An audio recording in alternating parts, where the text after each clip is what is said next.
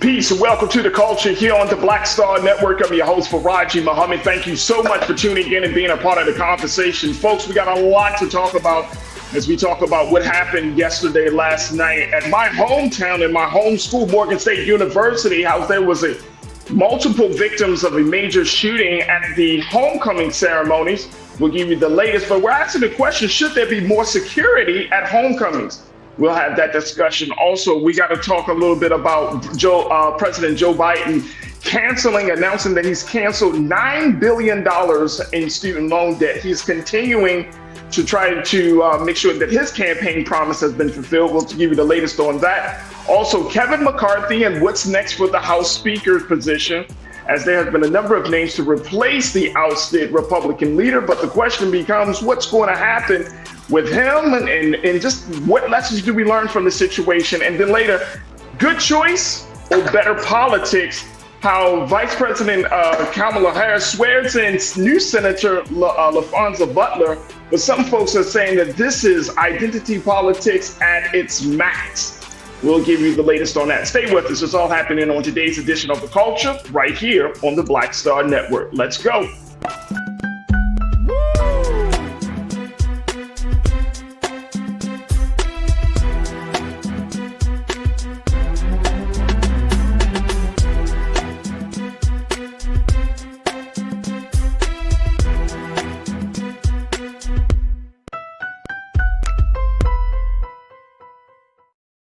All right, folks, welcome to the culture here on the Black Star Network. I'm your host, Faraji Muhammad. Thank you so much for tuning in and being a part of the conversation. Welcome, welcome, welcome. Happy Wednesday. Big shout out to my online culture crew that is checking in from around the country. I see y'all all ready to rock and roll and be a part of the conversation. And of course, today is Wednesday, so I'm joined by my sister from another mother. She is the attorney. She is the TV host out of the great city of Miami, Florida. My sister Suzette Speaks is in the building. Hey, y'all. What's up, culture crew? What's up, Raji? It's Wednesday. What's happening? What's happening? Thank you, sir. Thank you for having me. Absolutely. First and foremost, Suzette, you always come either on the day of or the heels of major historic moments. There we go. That's what we're going to kick it off. All right, first, let's talk about what's happening in my hometown of the great city of Baltimore, as the city is reeling from the violence that happened last night at one of our major HBCUs, Morgan State University, as they were having their homecoming celebration yesterday. And 5 people were shot, non-life-threatening injuries, but it did happen. They still have not found the culprit of these shootings, but it has, of course, brought up new questions and continue to bring up questions about security when Black people, particularly Black youth, when we are in various spaces and when things are happening well, that there's bound to be, to some degree, some level of violence here. And we're asking the question, should homecomings have more security? And what do you make of this? You're in the state of Florida. Y'all have a whole bunch of Black, HBCUs. Y'all have a whole bunch of football games and all types of cultural gatherings.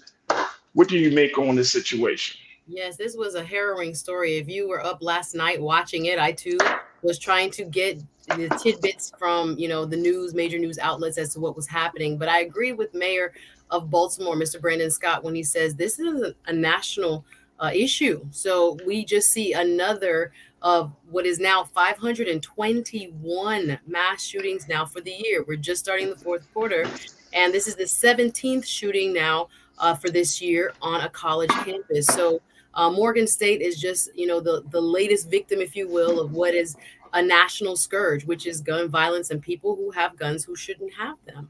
So there has been no one yet apprehended. This happened during homecoming. Y'all know homecoming is really big at most schools, but especially at HBCUs. Students were just finishing the coronation of the homecoming court. This was, again, a very joyous time of year. The student body is about 9,000 at Morgan State, so a smaller school, but yet very close-knit community. This was an event where there was family and friends in town to celebrate and to see, who was going to be crowned Miss and Mr. Morgan State. And again, they leave this auditorium area, and as they're leaving, shots ring out. There are apparently, according to police reports, two individuals. No one has been arrested, but two suspects that probably most likely discharged their weapons. And apparently it was a disagreement, according to some eyewitnesses, between two factions, two groups of people walking, and it turned violent. That this ended up being chaos, according to some witnesses. There was like a run for your life moment, right? Stampede. People are quite afraid to be in public spaces oftentimes because of the threat of gun violence. But again, to your question, whether there should be more security, absolutely. 4 of these individuals out of the 5 that were shot were students. And thankfully, as you said, they have non-life-threatening injuries. One has since been released, but we still have a bigger issue because campuses are supposed to be open areas, free exchange of knowledge and thought, and they're not fenced, so to speak, in most instances. They're places where people can walk to and fro who may not be students or who may not be authorized to be on campus. So with something like homecoming, people go to homecomings of schools they don't even go to. I was looking at Spelman homecoming. I was like, should I be up there for this? Because again, you want to be there. You want to be there. The pictures online, like, okay, do I need to be there? Howard homecoming. Again, there's so much history there, and people just go to have a good time and to connect. But yes, this was quite frightening. But there is a lot of, I guess, discourse around what prevention looks like on a college campus. I know in Florida, we have laws that allow people to carry on campus. So, there's different approaches, I guess, for different states and different cities and different campuses. But it was very scary. No, this is very scary. And look, I grew up in that neighborhood. Morgan is in Northeast Baltimore City. It's surrounded by homeowners, people who are there. I mean, it's a beautiful neighborhood. I'm gonna tell you, if y'all ever been to Morgan State University, it's one of the heartbeats of Northeast Baltimore City. I mean, right along Hill and Cold Spring, the campus is laid out. Of course, it's considered to be, every building has been designated, Suzette, as a national treasure, a historic national treasure. So there can be no alterations to the buildings. No one can break down any of the buildings. It's like set in stone that Morgan has this space. Their building, President David Wilson has, under his leadership, he's building that they have another set of like a new building across the street. They had, for a long time, there was like a McDonald's across the street, directly across the street from Morgan State University. And there was like a little shopping center. All of that place, like they had like a chicken spot, and all of that has been completely renovated, totally remodeled. And now they have like a Chipotle, they have a Starbucks, they have a McDonald's, they have a bookstore, like a Barnes and Nobles, and a lot of other, I mean, just a brand new state-of-the-art like shopping area for students and for the community. So Morgan is a huge part of Baltimore City. It's a major, major center for cultural events, sports, and it's just all around just, Morgan pride, Morgan Bear pride. So, but at the same time of all of those good things, it has often been at the center of violent encounters, right?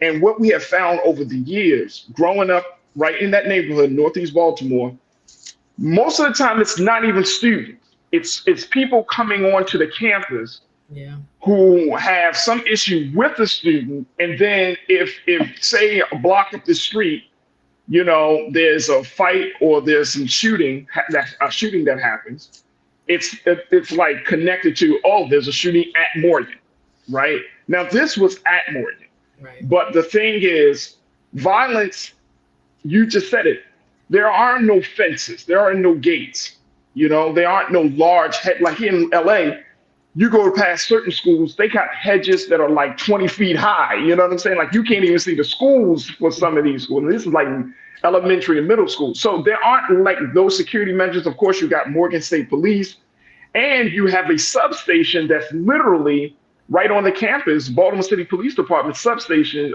not substation, Northeast District Station is right there. So the security is there. The security is there. I think, unfortunately, like a lot of other places that where black folks convene, it's the culture. It's the culture. You know what I mean? Like, unfortunately, you got students that come on or other folks that come on these campuses, and it's like create this culture of violence. And it gives Morgan a bad name, but can you stop it? And I think that's the big question. We're asking the question, should there be more security? But I don't know if you can really stop it and say, well, let's put more security out there. Let's put more police presence, because there are so many police officers at homecoming. You're talking about thousands of people coming into, the nearest airport, BWI airport is probably like good 35, 40 minutes away. So, you're talking about all these people convening on the campus. It is very hard. And this is happening at every major homecoming. Now, it opens the door for some different conversation to happen.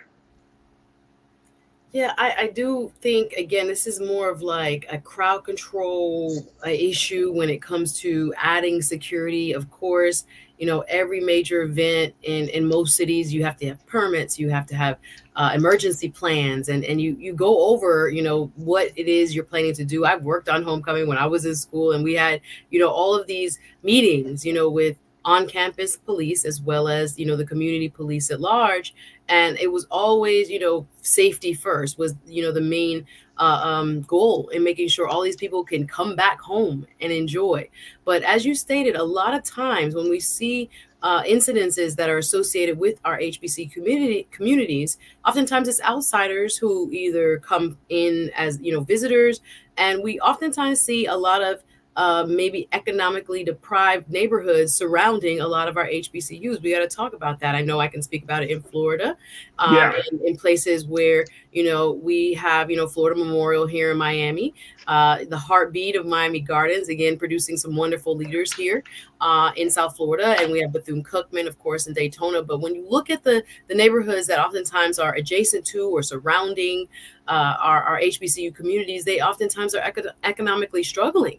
And so you have a lot of, pride in what is happening there. But you also have different elements that are sometimes, kind of associated with the surrounding areas where economics are involved. So we have a kind of greater issue at large in terms of job seeking, joblessness, and making sure people have an ability to take care of themselves, through this economy, and making sure people have opportunities to go to schools that they live right next door to and those type of things. But I do think there's oftentimes a historical element there where, the surrounding communities and folks who take a lot of pride in the schools being right next door, oftentimes are dealing with issues that are bigger than the school. And, I remember when Ed Reed first went to Bethune-Cookman, of course, he was not hired as their head football coach, but he talked about what he saw when it comes to, the maintenance of facilities and maintenance of the grounds, et cetera, et cetera. That being said, there are many places like a Morgan making strides, of course, to keep our HBCUs to the highest standard when it comes to what's going on campus. But I think there is a larger community-based issue. Oftentimes, visitors, whether they be folks from the local community, whether they be folks that are coming in for a good time, there's a lot of moving parts. So there are conditions that make it very difficult sometimes to control, safety in and around our HBCU communities. And you know what? I'm tired of black folks. Every time black folks come together for a good time to celebrate, why we got to go into the spaces where we all are coming together? You got families, you got children, you got women, you got elderly, and you want to start shooting up the place. Like, how are you coming to a homecoming like, yo, this is the perfect time? You see what I'm saying? Like, that's the part of it. It's a small rogue element. So it's not. And I get that. And I didn't get, but see, guess what? The thing is, and we got to take a quick pause. The thing is, that small rogue element is dictating to perception and the interaction of how people see us, right? Of course, it's a small, like black folks, we not violent by nature.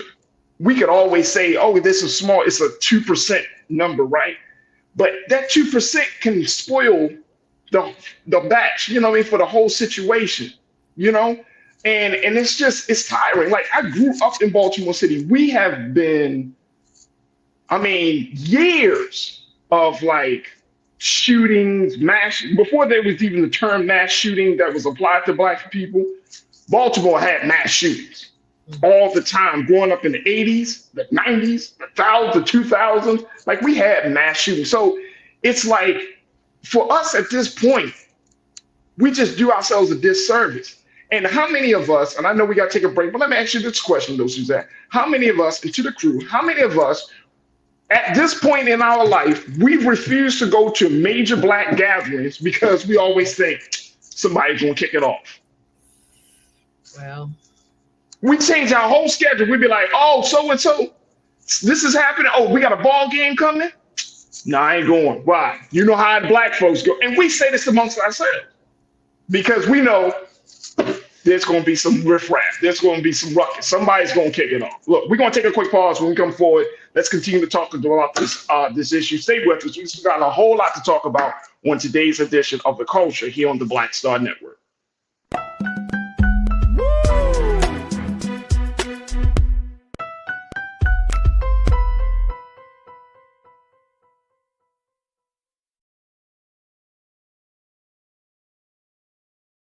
When you talk about blackness and what happens in black culture, we're about covering these things that matter to us, speaking to our issues and concerns. This is a genuine people-powered movement. There's a lot of stuff that we're not getting. You get it, and you spread the word. We wish to plead our own cause. Too long have others spoken for us. We cannot tell our own story if we can't pay for it. This is about covering us. Invest in black-owned media. Your dollars matter. We don't have to keep asking them to cover our stuff. So please support us in what we do, folks. We want to hit 2,000 people, $50 this month, raise $100,000. We're behind 100,000, so we want to hit that. Y'all money makes this possible. Check some money orders. Go to P.O. Box 57196, Washington, D.C. 20037-0196. The Cash App is $RM Unfiltered. PayPal is R Martin Unfiltered. Venmo is RM Unfiltered. Zelle is Roland at RolandSMartin.com.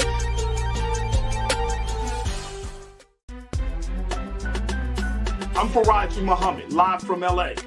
And this is The Culture. The Culture is a two-way conversation. You and me. We talk about the stories, politics, the good, the bad, and the downright ugly. So join our community every day at 3 p.m. Eastern and let your voice be heard. Hey, we're all in this together. So let's talk about it and see what kind of trouble we can get into. It's The Culture, weekdays at 3, only on the Black Star Network. Folks, Black Star Network is here. Oh, no punches! I'm real revolutionary right now. Support this man, Black Media. He makes sure that our stories are told. Thank you for being the voice of Black America, Roland. Stay black. I love y'all. All momentum we have now, we have to keep this going. The video looks phenomenal. See, this difference between Black Star Network and black-owned media and something like CNN. You can't be black-owned media and be scared. It's time to be smart. Bring your eyeballs home. You dig?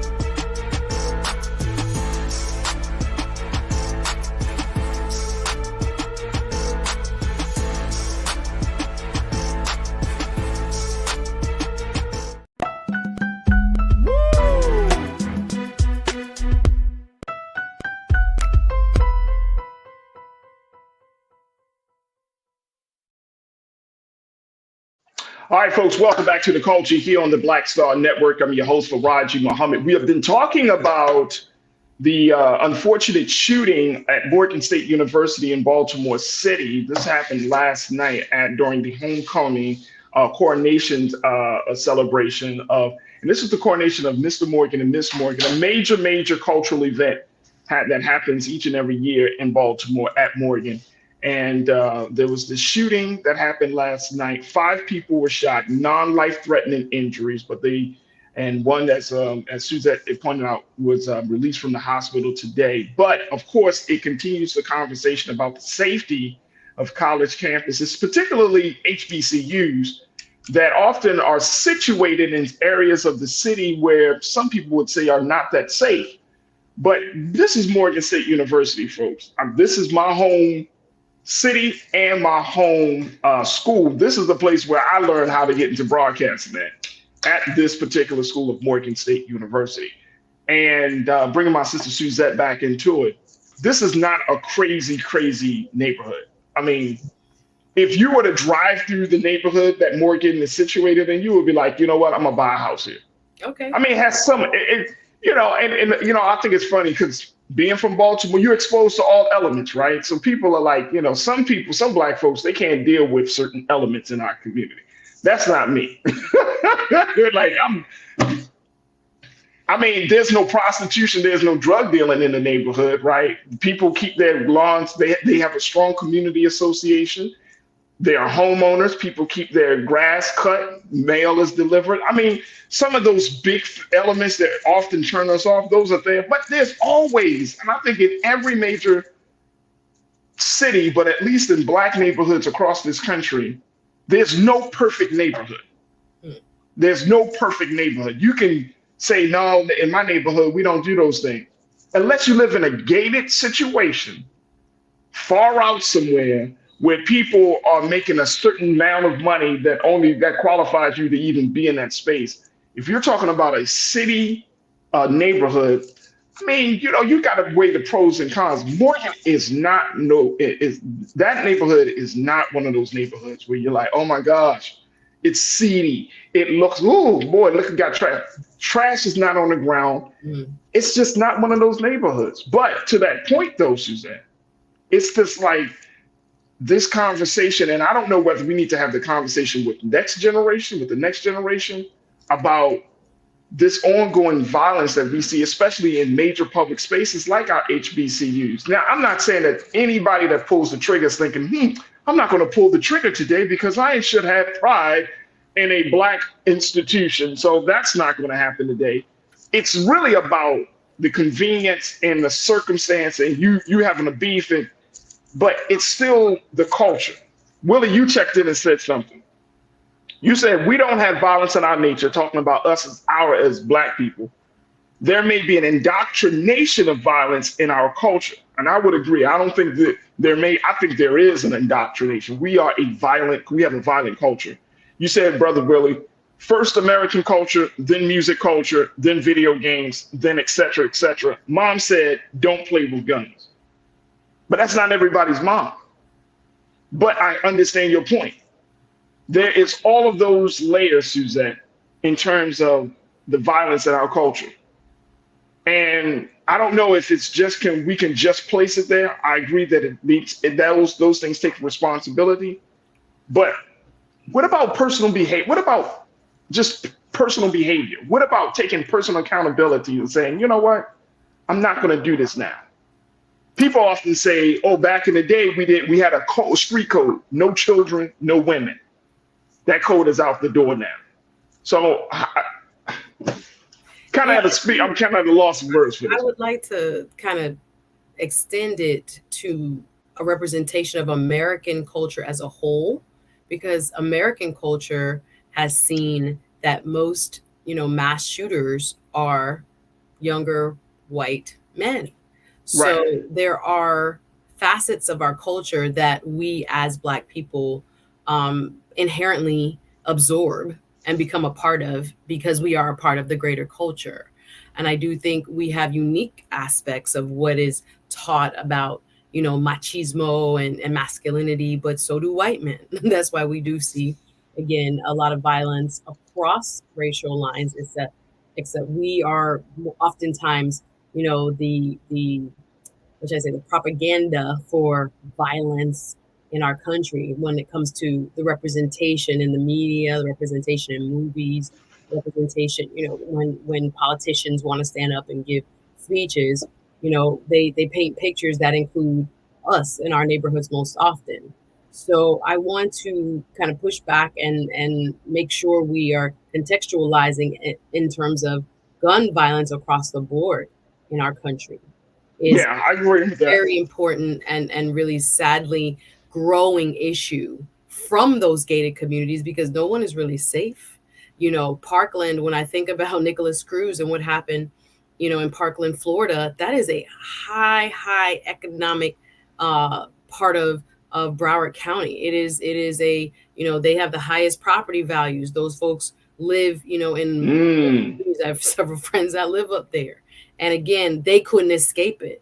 You know, however they tried, you know, we still had, you know, a couple very shocking mass shootings in and around that area. And the one that, you know, we saw nationally on Valentine's Day, you know, where Nicholas Cruz was just given a life sentence for you know, murder of all those young people, high school students, right? So we look at Sandy Hook, we could look at all kinds of nice, quote unquote, nicer areas where people bought the house in the quote right neighborhood and tried to insulate themselves from so-called violence and still found them and was on their doorstep. So, but see, I think that's the ongoing fallacy. And this is just my personal belief, and crew definitely post your comments. But I think that's the fallacy of understanding how violence happens, right? Like the fallacy is that you can quote unquote escape it because it's controlled to a certain group of people, right, or a certain demographic or a certain zip code or all of that, or, you know, and that's not the case. You know what I'm saying? Violence starts here. Violence starts here. You see what I'm saying? Doesn't matter how much money you make. Doesn't matter. I mean, we already know that, right? Like some of your most violent offenders are people from quote unquote good homes. Right. Whereas for some black folks who should be committing violence, who you would think would be committing violence, they come from, you know, dysfunctional families, single parent households or something like that. And they come out and they become pillars of the society. You see what I'm saying? But the fallacy, I think the greater fallacy is that we can escape violence without fully addressing the human condition. And you can't, and without addressing the culture. Like you can't talk peace, and look at, going back to Brother Willie's statement, look at the indoctrination of violence in movies, news, mass media. How many of us, when we don't like a person, the first thing we think about is smacking them? I mean, you know what I'm saying? Just this ongoing messaging that happens within our community that says violence is not the last resort, it's oftentimes the first thing. So if somebody, you know, disrespects you, somebody gets your order wrong, you be like, you know what? I'm tired of y'all getting my order wrong. I'm gonna smack us. Crazy. People at the drive-thru as of late have been really crazy. I don't know. It is our I don't know, shortness of patience and empathy in our culture right now, again, across the board. But I do think, as I tried to acknowledge, there are unique aspects of why violence is pervasive within our communities in terms of the context of, again, socioeconomics, as you pointed out, and other parts of our culture, rap music. I'm not trying to be, I love a first. No, I mean, we gotta say, hey, look, man, look. Again, when we I ain't see Dolores Tucker, but I mean, again, we gotta. I love some drill. Like I will exercise some drill, but when I look at it, if there's no counterweight or if there's no voice of reason saying that this is not the only way, or pretend, you know, to be real life when people actually do end up in situations like this is not how you settle the score. This is not what we do.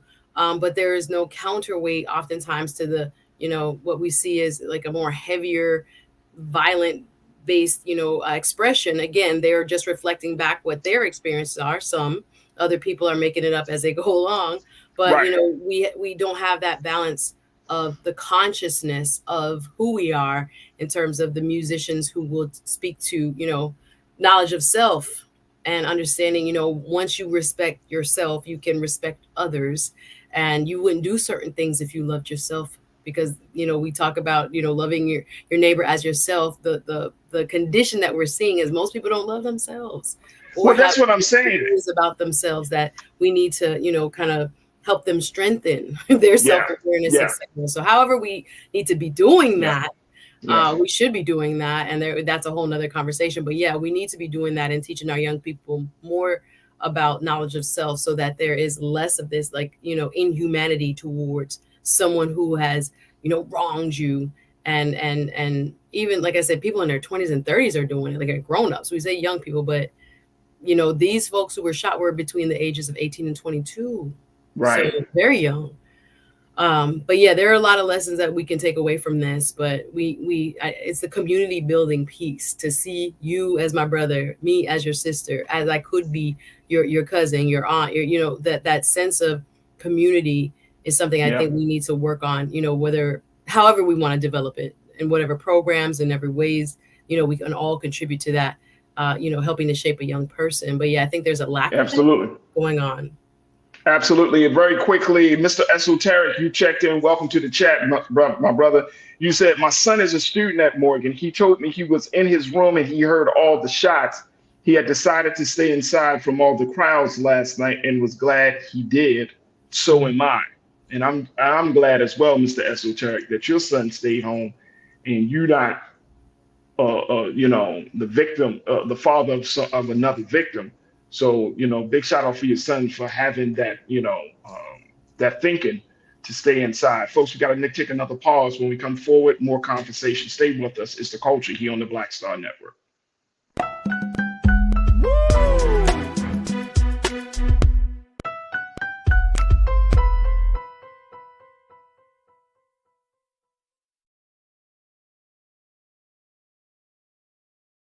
Folks, Black Star Network is here.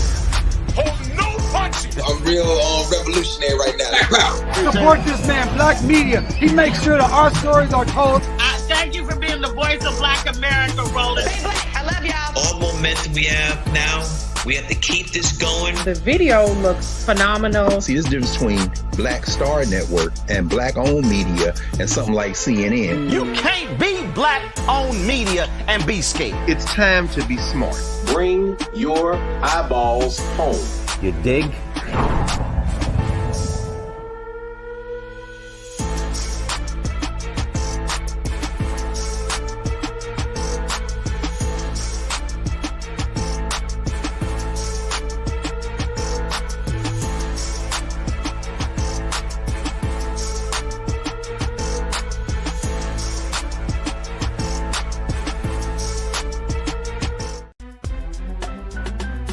I'm Faraji Muhammad, live from LA.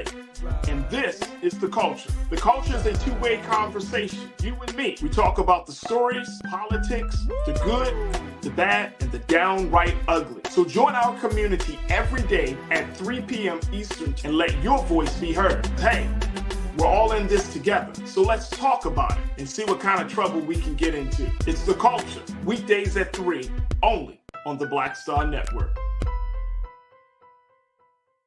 When you talk about blackness and what happens in Black culture, we're about covering these things that matter to us, speaking to our issues and concerns. This is a genuine people-powered movement. There's a lot of stuff that we're not getting. You get it, and you spread the word. We wish to plead our own cause. Too long have others spoken for us. We cannot tell our own story if we can't pay for it. This is about covering us. Invest in Black-owned media. Your dollars matter. We don't have to keep asking them to cover our stuff. So please support us in what we do, folks. We want to hit 2,000 people, $50 this month, raise $100,000. We're behind 100,000, so we want to hit that. Your money makes this possible. Check some money orders. Go to P.O. Box 57196, Washington, D.C. 20037-0196. The Cash App is $RM Unfiltered. PayPal is R Martin Unfiltered. Venmo is RM Unfiltered. Zelle is Roland at RolandSMartin.com.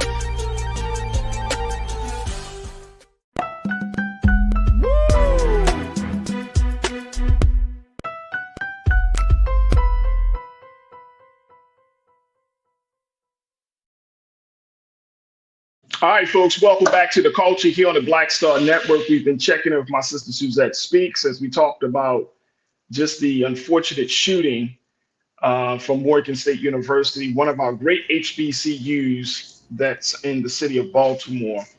and it has opened up the conversation about security and a lot of other elements, but security of Black students on Black campuses. And just to kind of get a little bit more direct answer to the question, I think, Suzette, maybe we should think of some alternative security measures.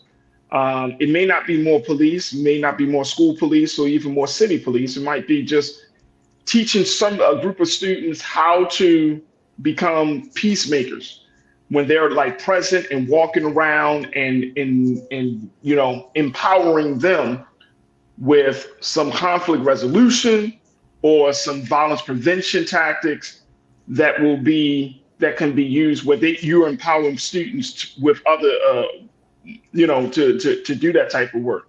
It may be, I know there are a number of groups, particularly in Baltimore. We have churches, we have the mosque, the Nation of Islam, the Fruit of Islam, brothers who can come into these spaces. And again, working together with school officials, administration, brothers, I know personally brothers who work in that capacity, who have a relationship with the Baltimore City Police Department, Morgan State University, brothers who can come in during those major events and at least set the tone for peaceful interactions, right? Because when our people come together and we see certain people, we like, all right, everything is going to be peaceful. It brings up the elevate. Sometimes, as much as we call for the police to be at the security, some of us just have such a disdain for police that we're just like, whatever, I don't care because they can't do nothing to me.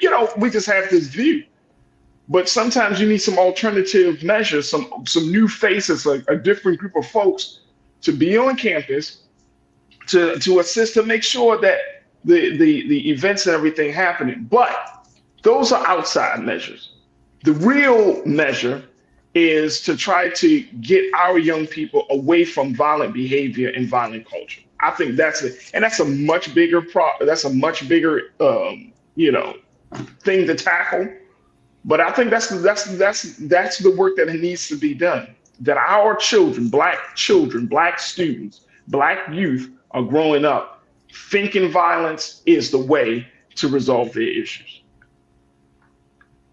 Yeah, I think early education is important. I think there are places that are doing and implementing what you're talking about when it comes to conflict resolution, particularly when it comes to like middle schoolers, high schoolers, and understanding that, our words are powerful and they will lead to behavior, and how we approach another human being matters, and being able to think critically is, I think, a very important skill set that we have to continuously improve upon, right? And encourage our education system to get young people ready for, the real world where everybody does not agree with you and where people are going to, say things and do things that offend you. But we have to find ways around, this type of, let me jump to, I just saw a clip today with like a 12-year-old at a football practice down here, and people had been picking on him, and his mom had newly purchased a firearm.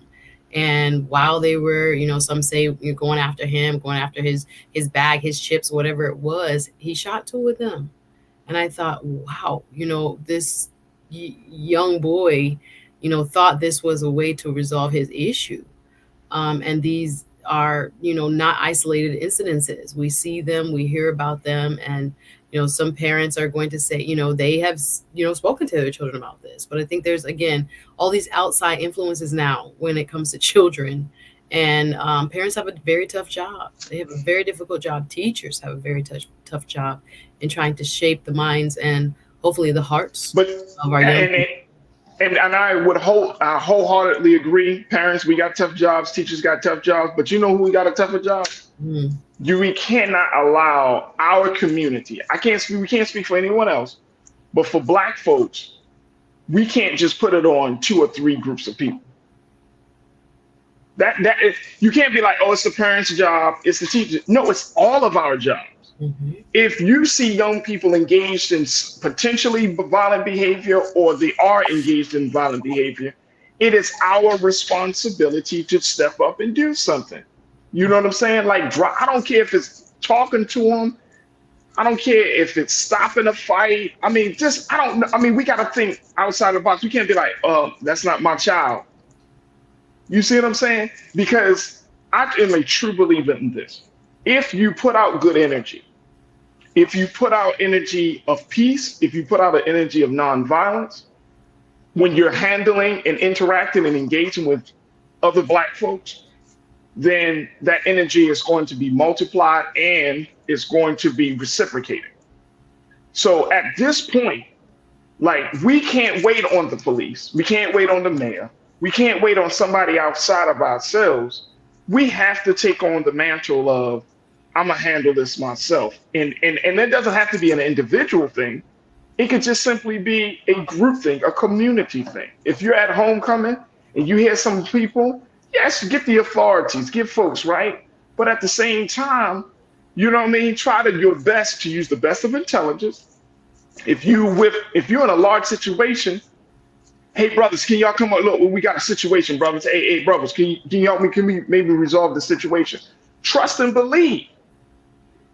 If I'm at a homecoming situation and I got 10 other Black men around me and we hear somebody yelling and screaming, brothers, come on, come on, let's go. Whatever beef is happening, that beef is dead. Because you seeing 10 Black men coming up on you, hey man, what you doing? Whoa. That energy changes already. Boom, right there. So I'm just saying, like, we just have to, I think, just putting ourselves in a more peaceful, active mind rather than a peaceful, passive mind. That's all I'm saying. Let me get some take on this, because a lot of folks are checking in, Suzette. I see you said when these kids go to school in like New Jack City, everything goes and nobody protects them. The teachers, not the administrator, and not the parents. So what are they supposed to do? Well, Morgan State University ain't New Jack City. It's a college. Mm-hmm. It's a college. Nobody comes to college to start beefing, to kick it off. I mean, and look, again, I'm going back to my original premises that you wait till homecoming to start popping it. When you got babies around, and then guess what? When your dumb ass is caught, then what? Then you start to say, well, why they take up my baby? Why you got little Tay-Tay like that? Like, little Tay-Tay came up into homecoming shooting off with babies and children and women, and now we're supposed to be free little Tay-Tay? Mm-hmm. No, I saw a program, and I know we have to take a break, and I was trying to find the actual school, but I saw a highlighted program in Louisiana. This is earlier this year, that was profiling men who were volunteering during the day at an elementary school, middle schools, high schools, because so many of the young men in those areas, and again, I don't have the specifics, I'm just thinking about this piece that I saw. A lot of the young kids had not had any type of, fatherly figure. And it was amazing to see the amount of fights that went down, especially at the high school level, and the amount of, behavior that conformed to the expectation of what it would look like if your daddy was standing in the hallway, or if your grandpa was standing, in the lunchroom, and the level of, again, self-respect that came from that program. I wish I had the details with me, but I thought about that when you were speaking of, our community-based interventions that we have to start to really think about, because again, no one is coming to save us. Oh, nobody's coming to save us at all. Let me just, Cindy D, you checked in and said, man's inhumanity to man is totally seen today. We need a more harmonious society. How do we get there is the question. That's the big question. Thank you, Cindy. You don't like my music. You said the question becomes, when do they stop being victims and become perpetrators, right? So that's going further along into their story, right? Which is all well and good. But when you have victims' families, the victims' families are seeking justice. They're not seeking explanation. They're seeking justice. So, Yeah. What you say, Suzette? That's a very deeper question, because again, if somebody creates a situation where they have hurt or violated someone else's, civil rights, then they are clearly perpetrating a crime. So I hear his point that everybody has a story, but sometimes, again, accountability is where the buck stops. So we want to catch people before they get to these states of minds where they are thinking that this is the only way to go about them receiving the outcome that they want. But again, the earlier we start, the younger that we start, I think the better the outcomes. Oh yeah, absolutely, absolutely, folks. We got to take another quick pause. When we come forward, let's continue the conversation. Let's shift gears. Actually, we're going to shift gears on this, and I want to talk about Kevin McCarthy and the next speaker. Plus, President Biden has announced that he is looking to cancel $9 billion worth of student loan debt. That's for about 125,000 borrowers. We've been streaming his announcement, so we'll just give a little mention of that. And are we talking about a good choice or better politics as we talk about the appointment of now Senator LaFonza Butler for the state of California, how she was appointed to that position by Governor Gavin Newsom, and what does that mean for the future of the Democratic Party and its relationship to identity politics? So stay with us. More conversations up next here on The Culture on the Black Star Network.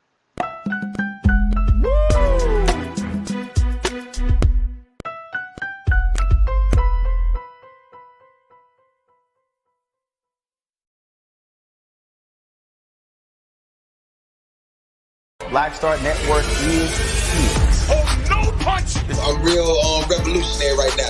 Thank you for being the voice of Black America. All momentum we have now, we have to keep this going. The video looks phenomenal. See, this difference between Black Star Network and black-owned media and something like CNN. You can't be black-owned media and be scared. It's time to be smart. Bring your eyeballs home. You dig?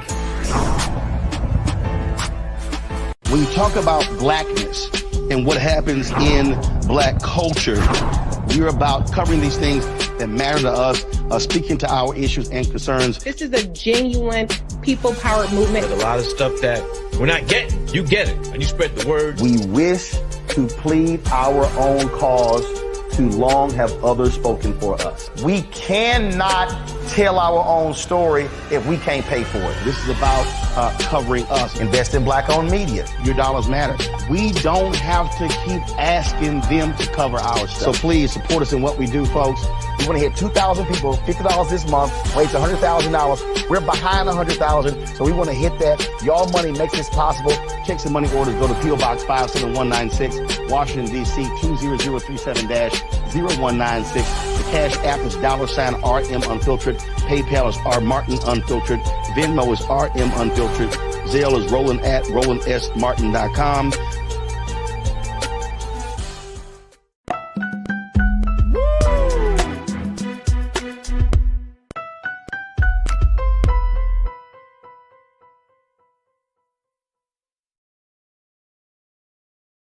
All right, folks, welcome back to The Culture here on the Black Star Network. I'm your host, Raji Muhammad. Make sure y'all check out the first half of the show as we talked about the situation at Morgan State University, the HBCU in Baltimore, where they had just experienced a major shooting last night during the homecoming ceremonies. And so we had a conversation about safety, security, culture, and the culture of violence, and so much more. So you can make sure you be a part of Team Replay and check out that discussion on our website at blackstarnetwork.com. Also, folks, make sure you check us out as we're streaming there on our homepage at blackstarnetwork.com, but also we're streaming on Amazon News on your Fire TV. We're streaming on Plex TV as well, 24 hours a day, 7 days a week. We're also now streaming on Prime Video for Amazon. So Amazon Prime Video, you can find us on Prime Video app under a live TV, then go to news, or find us at Amazon.com under Prime Video, then Live TV, then News. We are now available on Prime Video, and we're also available on Freevee. You can check us out on Freevee. Just find us under On Now, then go to News, and then you can just pull up Black Star Network. There it is right there. All right, folks, let's talk a little bit about what's been happening out of Washington, D.C. as first couple of things been happening. But the latest has been that the president has announced a new round of cancellations. $9 billion is what President Biden has announced that the government will cancel for student loan debts. That would affect about 125,000 borrowers. And I want to bring my sister Suzette Speaks, who is the host and attorney. She's the host of the Suzette Speaks Show on YouTube. She's an attorney for the state of Florida. But this is just to kind of shed just a little bit of light on what the president is moving forward on in terms of fulfilling his campaign promises. That he's talking about canceling this amount of money for in student loan debts days after the payments were actually restarted. When folks, after COVID and after, folks, a lot of these payments were deferred. Now these payments have to be restarted. And now the president said, well, for 125,000 student loan borrowers, $9 billion in forgiveness. Thank you, Mr. President. Thank you. Hey, man, look. I'm of the school of thought. If a man does something good, you got to give him credit. And so, Mr. President, thank you. But the crazy part is, look, when you look at the number of $9 billion, you would think that would be for, I don't know, a much larger group of people than 125,000 borrowers. Right. When I first saw it, I was like, oh, $9 billion. Like, oh, snap. Right. Boy, there's going to be a lot of people. Right. 125,000 people that have debt that adds up to $9 billion. Yeah. That shows you absolutely insane. Yeah, it's a move that, again, Mr. Biden, president, is trying his best. For those who keep saying he ain't doing nothing about student loans, of course, we were excited when the $20,000 up to $20,000 forgiveness plan was proposed. I don't know about you, but I signed up and I looked to see what happened. Of course, it was challenged and went all the way up to the Supreme Court, and they said, nope, you do not have the authority under the act that was passed when, COVID came around. They thought it was, something that they could continue to do and push for under COVID relief. Supreme Court said, no, any type of mass forgiveness like this has to come from law by Congress. So it has to come from the legislative branch. But nonetheless, Mr. Biden is fighting hard and trying to find ways to include certain borrowers yet and still. So as you said, we are looking at people, about 55,000 of this total are people who work in public sector, public service, right? So if you have worked as a public servant, check your account, because people who have worked for 10 years or more had been promised under certain programs that their loans would be forgiven. But all of a sudden, people started applying and they couldn't get through and their loans were still hanging out there and it wasn't right. So he has rectify what was a broken system, broken promise to so many, that if you did do government service or public service and public interest areas of work, that you would have your loans forgiven. He is cleaning that up. He's also looking at about 22,000 borrowers who are on permanent disability. There are people who, are suffering, unfortunately, from, whether it's illness, whether it's accidents, things happen and people cannot work. So about 22,000 of that total also are folks who are on permanent disability. It has to be verified by the Social Security Administration. Hence, you would have applied for a permanent disability, right? And shown proof, et cetera, and had your administrative hearing, et cetera. But those folks with outstanding loans also qualify. So he's trying to find ways, y'all, in which there can be people who deservedly, not to say all of us don't, because again, this is just a crisis across the board. As you said, only 125,000 for $9 billion. But this is a stride that I think, we can call a feather in his cap. He has now forgiven over 127 billion, right, for 3.6 million people. So for folks saying that Mr. Biden is not doing enough, I wanted my 20,000 too, y'all. I did. But the Supreme Court said, no, not on that mass scale. He's trying to find ways to include what is a system that is in need of reform. So he's trying. And again, for these 125,000 people, again, check your account if you're in public service, if you have permanent disability. He's trying to find ways where he can, through the administration alone, not through Congress, find ways to forgive some student loan debt.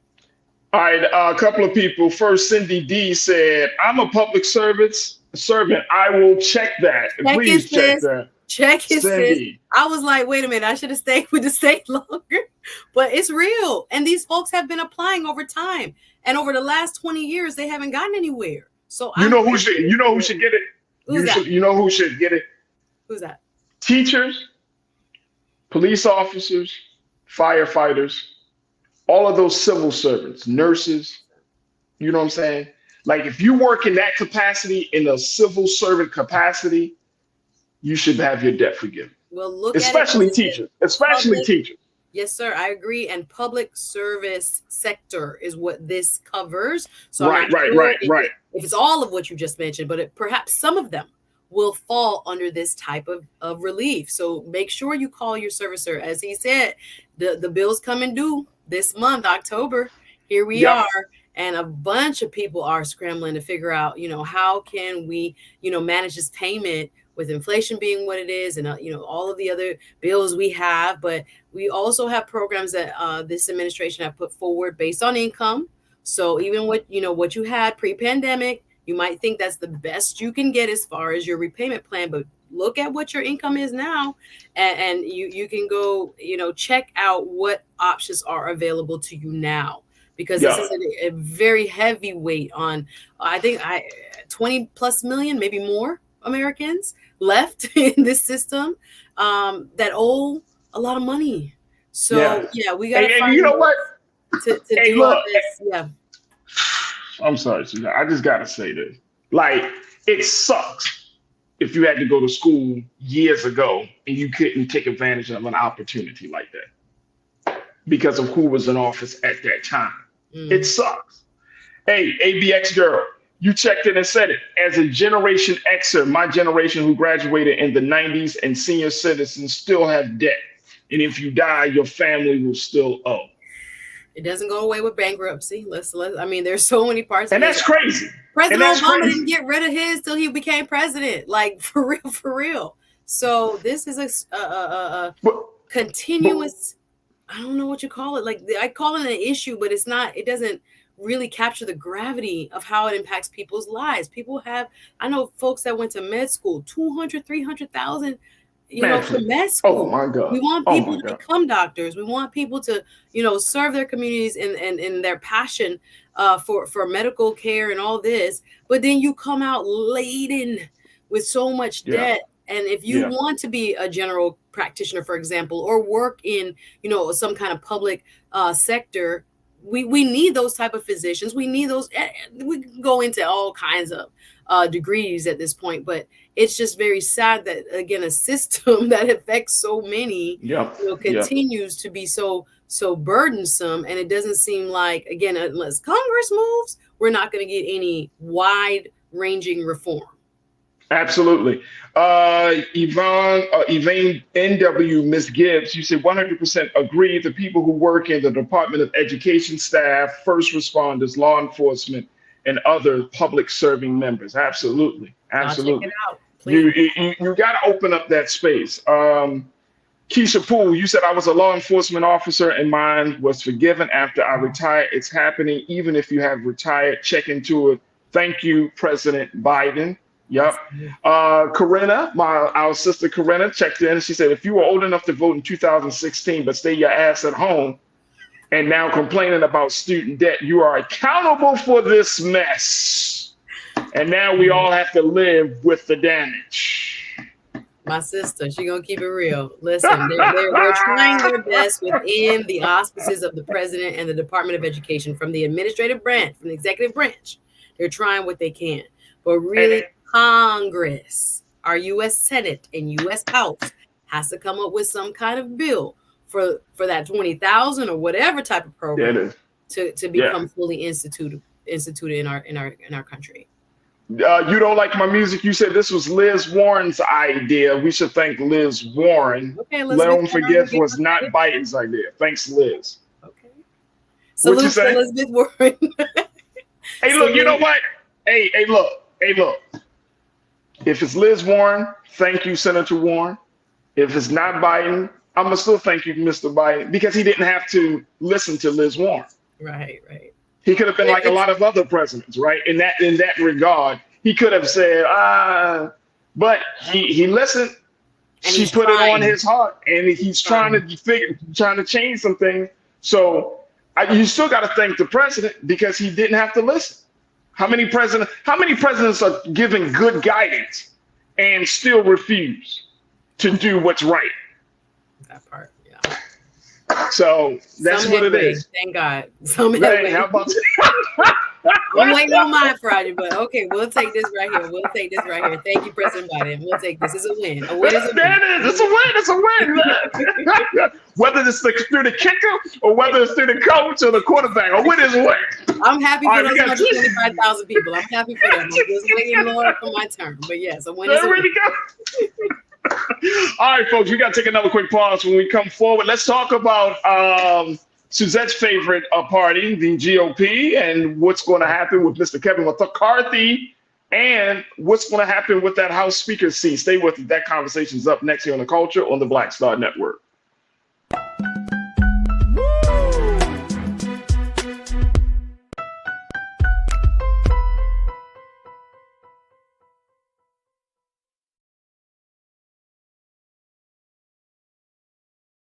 Pull up a chair, take your seat. The Black Tape with me, Dr. Greg Carr, here on the Black Star Network.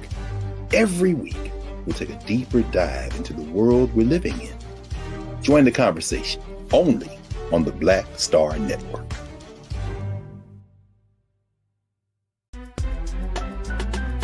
I'm Faraji Muhammad, live from LA. And this is The Culture. The Culture is a two-way conversation. You and me. We talk about the stories, politics, the good, the bad, and the downright ugly. So join our community every day at 3 p.m. Eastern and let your voice be heard. Hey, we're all in this together. So let's talk about it and see what kind of trouble we can get into. It's The Culture. Weekdays at 3, only on the Black Star Network. When you talk about blackness and what happens in black culture, we're about covering these things that matter to us, speaking to our issues and concerns. This is a genuine people-powered movement. There's a lot of stuff that we're not getting. You get it, and you spread the word. We wish to plead our own cause. Too long have others spoken for us. We cannot tell our own story if we can't pay for it. This is about covering us. Invest in black-owned media. Your dollars matter. We don't have to keep asking them to cover our stuff. So please support us in what we do, folks. We want to hit 2,000 people, $50 this month, raise $100,000. We're behind 100,000, so we want to hit that. Y'all money makes this possible. Checks and money orders go to P.O. Box 57196, Washington, D.C. 20037-0196. The Cash App is $RM Unfiltered. PayPal is R Martin Unfiltered. Venmo is RM Unfiltered.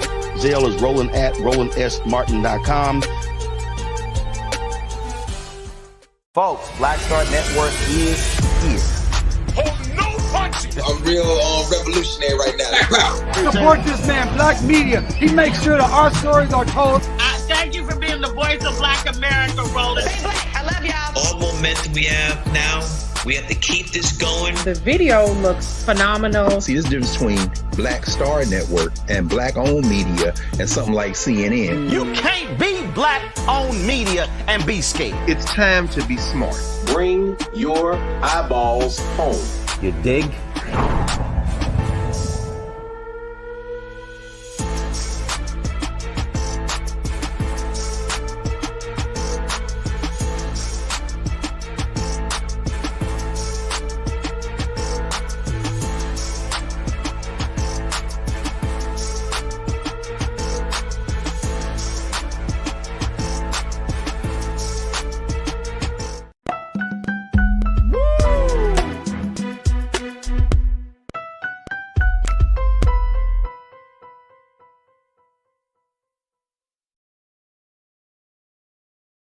All right, folks, welcome back to The Culture here on the Black Star Network. I'm your host, Faraji Muhammad. Got my sister, Suzette Speaks, and let's time to turn attention now to that major historic moment that we experienced here on The Culture yesterday. It was a big moment for us, too. It was just me and the crew, Suzette, and we were First going time in through US history, man. Me and the crew. That's hey, yo, big shout out to the Culture crew, man. We had a fantastic show. It was just an incredible moment of community here on the show where we just kind of just we experienced it. I think I think at one point since like my mic was hot, and like soon as the vote came down, I was like, damn. I had just got home in time to watch it. I was like, I gotta see this. This is really happening. I wanted to watch it on C-SPAN so I could hear who was voting what way, and not all the commentary, on MSNBC or CNN Oh or no, Fox or whatever you no, watch.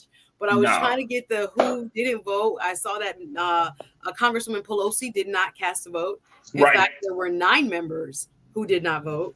But today brought is a whole new reality that we've never seen before in the history of the United States of America. Never has a speaker of the United States House. Remember, in the succession order, if something happens to the president, the next person that takes over is the vice president, and the next person who takes over is the Speaker of the House. We don't have one right now. Kevin McCarthy, as many of you who watched us here live now know that he was voted out of the speakership, a vote of no confidence. I think the vote number was 216 to vote him out, 210 to keep him. That meant all of the Democrats that were present, again, 9 people did not cast a vote, all of the Democrats that were present at the vote, plus 8 of his far right Republican colleagues. That's how he got out. Now they're trying to spin it. Oh, the Democrats put him out. No. You changed the rules, sir. You have to remember when he took the speakership back in January, he had to negotiate after 14 votes to get in. He won on the 15th vote to become speaker. He had to negotiate with this very tough, hardline side of the Republican Party, led by the likes of Lauren Boebert, and Matt Gaetz, who now didn't stab him in the back, Faraji, stabbed him right in the face by changing the rules. One of the concessions he made was that one person from any party could call a vote of no confidence against the speaker. And after Mr. McCarthy struck a deal to keep the government open with Democrats last week, his arch nemesis, Matt Gaetz out of North Florida, said that was not what they wanted. They wanted to hold the line, shut down the government, focus on their issues, whatever some of these more staunch conservative, you call them right-wing folks, want the government to focus on. But some say they just want chaos. They're not really worried about 1 or 2 key issues, as they say. They want the whole system to implode. So here we are, 8 people out of his whole conference was able to unseat him. Now we have a temporary speaker, Patrick McHenry, who has come in. They're going to have to hold a vote. They're saying they need a timeout, basically. Right now, the government is on pause. They're coming back next Tuesday to let cooler heads prevail, right? To see who could actually muster the votes to become the next speaker. One of the shortest reigns of a speaker in our history. Again, Mr. McCarthy chose to put this faction of his party into play, right? Giving them a lot of power and a lot of leeway, supporting them. What is so crazy is that his PAC, which is the fundraising arm of what he does as speaker, helped to elect most of the people that voted him out, right? He has been successful, and that's how the Republicans have become the leaders of the House in flipping a lot of the districts that voted for Biden into Republican House seats. So all of that work he did, he had a proven track record. He has flip-flopped in a lot of ways. That's why Democrats were like, we can't trust you, bruh. We're not going to bail you out of this. It's you and your party. Get your folks in line. And it's complete chaos on that side. It's a civil war. It's a lot of infighting. But what's scary is less than 4% of that body. Remember, there are 435 members of the U.S. House of Representatives. Less than 4% are now governing from the sideline, basically sent him his walking papers. And now who wants this job, first of all, now whoever comes in, now he or she has to be very careful, because are they also going to be beholden to this small far right group and their wishes? And again, this has turned Republican politics on its head. The supporters of this type of politics, again, are Mr. Trump's base, right? What we call MAGA. Again, of the Republican side, less than, some say, a third, some people say even up to a quarter of that base is basically running the entire government. and holding it hostage. So who knew that someone like a Matt Gaetz, who himself had previous investigations, we only go into the homeboy business. I can go deep. We gotta say homeboy business. Like he's can we look, the fact is that Matt Gaetz is trying to be Mr. Moral Authority, but you trafficking and you dealing with little girls accused of all kinds of alleged behaviors. Hey, I'm like 50 Cent. Yesterday, I'm like, how did that get swept under the rug? I'm trying to still figure out how one of the other defendants. Come on, Suzanne, you answer. You over here holding press conferences. I'm still. Wait a minute. I ain't nothing to figure out. You said how is still trying to figure out. Look, there ain't nothing to figure out. This is the same party that has Donald Trump as the nominee. 91 counts, 4 indictments, 2 impeachments. Yeah.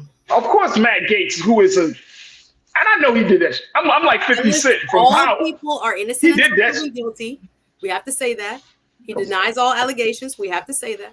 However, go ahead. Faraji.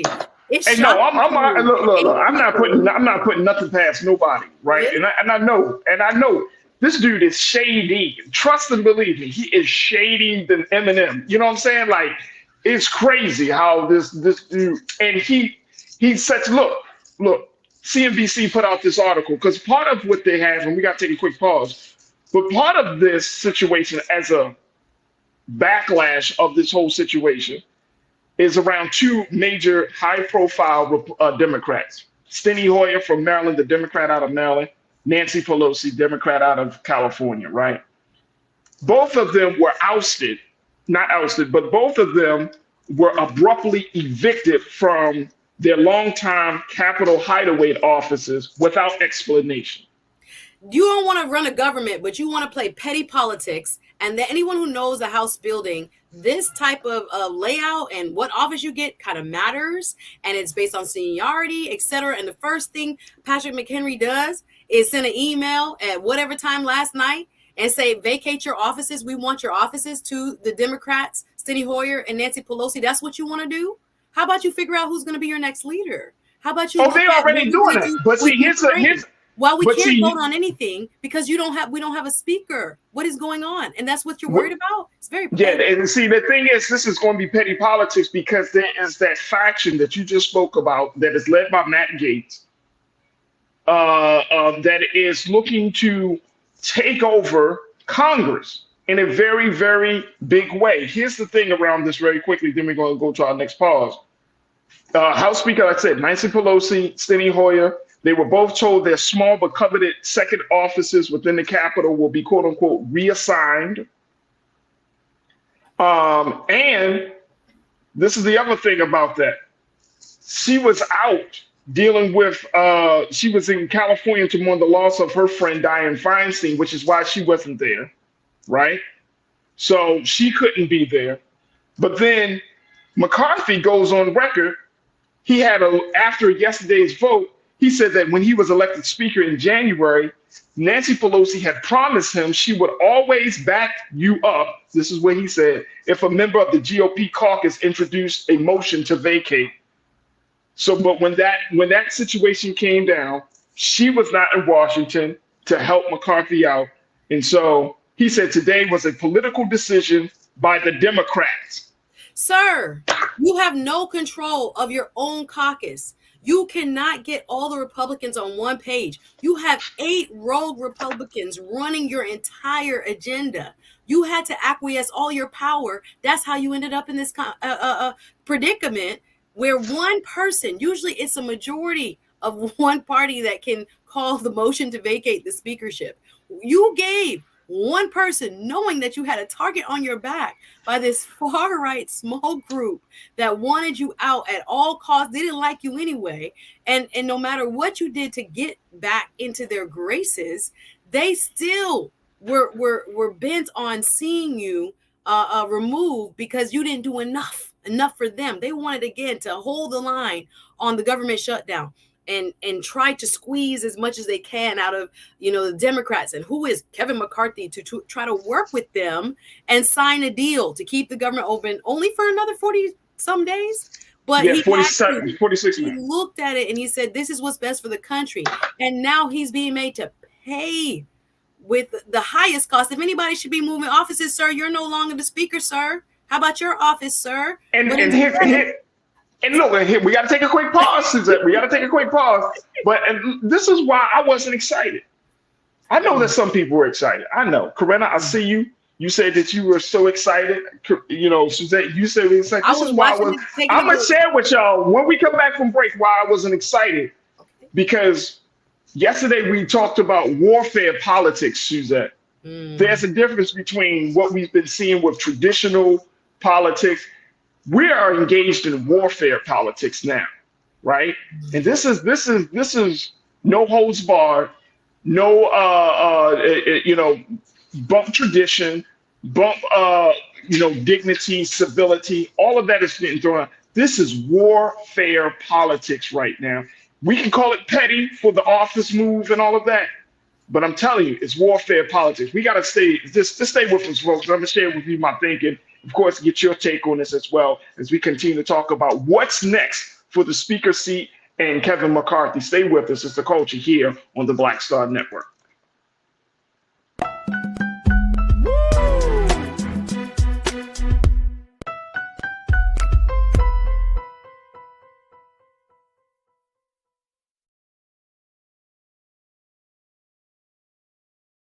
Hi, I'm Dr. Jackie Hood Martin, and I have a question for you. Ever feel as if your life is teetering and the weight and pressure of the world is consistently on your shoulders? Well, let me tell you, living a balanced life isn't easy. Join me each Tuesday on Black Star Network for A Balanced Life with Dr. Jackie.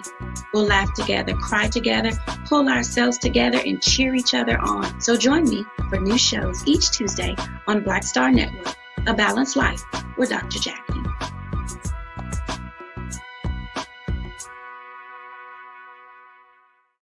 Black Star Network is here. Oh, no punch! I'm real revolutionary right now. Thank you for being the voice of Black America. All momentum we have now, we have to keep this going. The video looks phenomenal. See, there's a difference between Black Star Network and black-owned media and something like CNN. You can't be black-owned media and be scared. It's time to be smart. Bring your eyeballs home. You dig?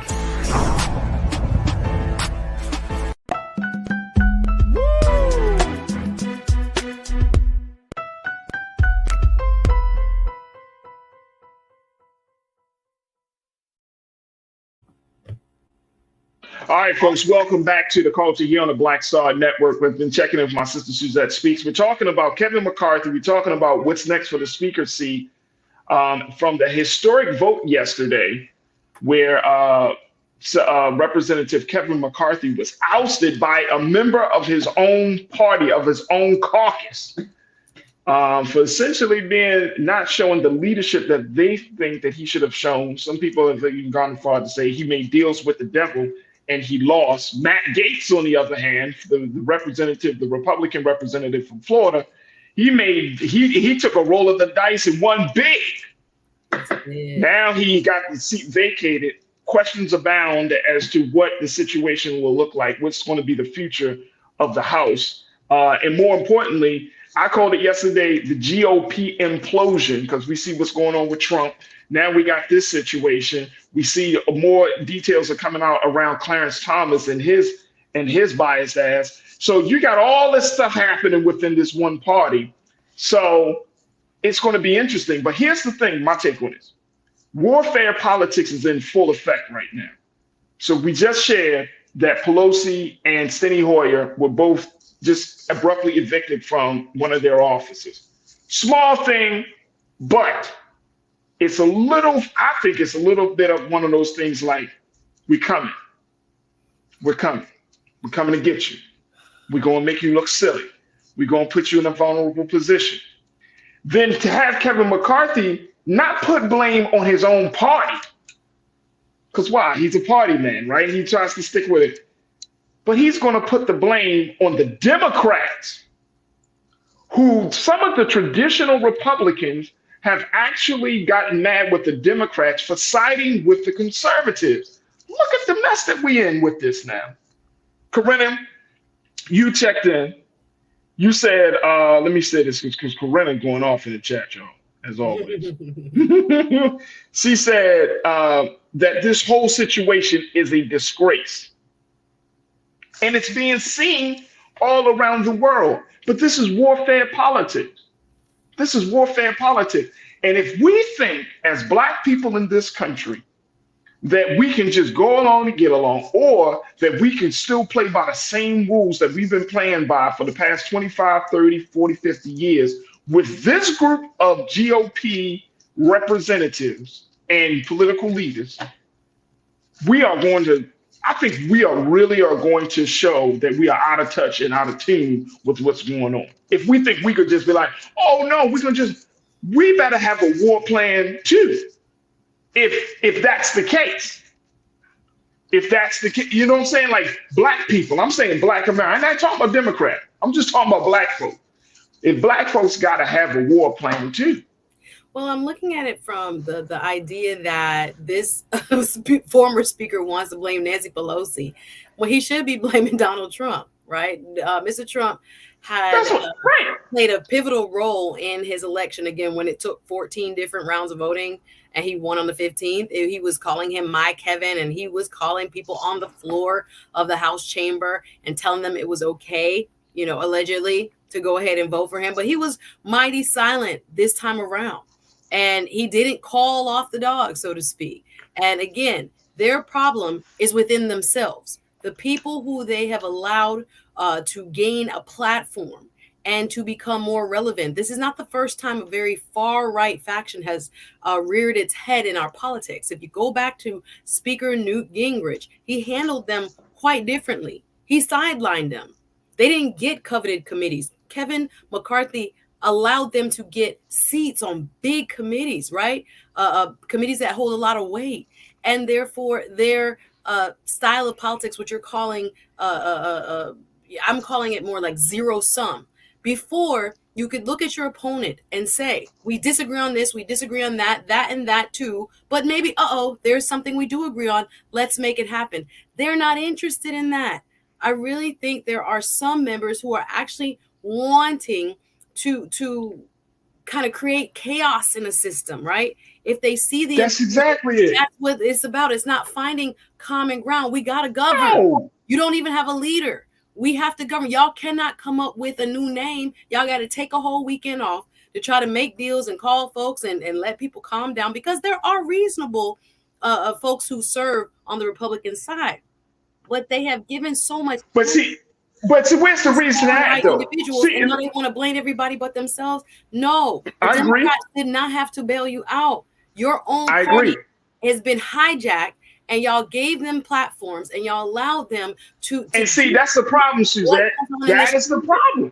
Yeah, that's the problem. Why is it that it's like what happened on January the 6th? When we saw what happened on January the 6th, and then it started to really resonate in people's minds as to what really happened. Then you had some people who were on the grounds, who were busting up in the Capitol, said when the January 6th committees came and brought people to testify, people that were on the ground said, I don't know what happened. This is not right, bro. Raji, McCarthy himself stood up at the day after and said the blame of January 6th is at the feet of Donald Trump, and that he should have. That's what I'm saying. See, this is 2 weeks later, he was on a plane holding the handout, forgive me. Mitch McConnell said the same thing. Democrats know they can't trust that. They're not going to vote for that. Look, that's my point. That's my point. Good graces to the people that did stab him right in the face. Now, good luck. That's my point. That's my point. So here's the thing. Because we seeing this happening in real time. This is unfolding in real time. Black America, especially for our Black political leadership, the Congressional Black Caucus, and all of those who are in Black leadership, Black political leadership, how would you advise us to move forward? I'm just saying this, and I'm saying this with all due sincerity. How do you advise us to move forward? Because They not playing. They playing for keeps, man. I'm telling you. And I'm saying, if you got a group of folks like this, and you could say, I don't even know how to break it down, but I think there's going to be a major fracture within the GOP, which is going to be, you have your traditional Republican, then you have a MAGA Republican. Hell, from a MAGA Republican might be a Trumpian Republican. I don't know. But there's going to be some fraction. There's going to be some dismantling happening, or we're seeing that as we speak. But for Black folks in this country that are seeking political interest, political power, there's got to be some new strategy put on the table, man. And I get it. This is not any shade to any of my voting rights people, my voting people that's checking in. It's got to be more than voting, because these people ain't Black. They playing for keeps. If they're willing to take down one of their own, disrupt the government during a time when the government is supposed to be shutting down, they're putting all of their chips on disruption and, as you said, Suzette, chaos at their own expense. What the hell do we got coming for us? It goes back to who maintains the vote, because those who maintain power also goes back and draw the districts and create districts that are specific to these people. These people shouldn't be in office, but their districts through gerrymandering have been drawn specifically for them. So I do push back a little, and I know we got to take a break, that this is a result a lot of times of who does what when they get power. And again, I've heard it quoted, Alicia Garza's book about true power and what it's supposed to be for. There are people who understand that power is supposed to be used to improve the lives of people and to empower people. And we have a set of so-called leaders on the Republican side. That's not what they're interested in doing with power. So they have to make a decision. It's up to Republicans to self-correct. It's not for Democrats. Democrats are pushing back. That's why they voted no. Homeboy, get your ducks in a row. You have a mutiny. You have fire starters among you. There it is. Less than 4% of the entire body now has us in a place we've never been before in American history, looking up and say, whoa, their own party got rid of them. Who is going to have enough votes now to take the place? Democrats may have been, better off with Kevin McCarthy, because some of the people that's being suggested beyond like a Steve Scalise, who has goodwill on both sides, Jim Jordan and these boys. Okay, we're going to see what real governance looks like if any of them can get elected next week. Hey, look, if nothing else, then black state political leaders need to figure out some stuff. Like, if it's not on a federal level, then black state political leaders need to figure out. There should be a caucus. I think Hakeem Jeffries met with some folks. I think he met with some of the Democrats before the vote happened yesterday, told them to kind of like hold their, and that's cool. If y'all got a plan, then that's all good. But they are the majority.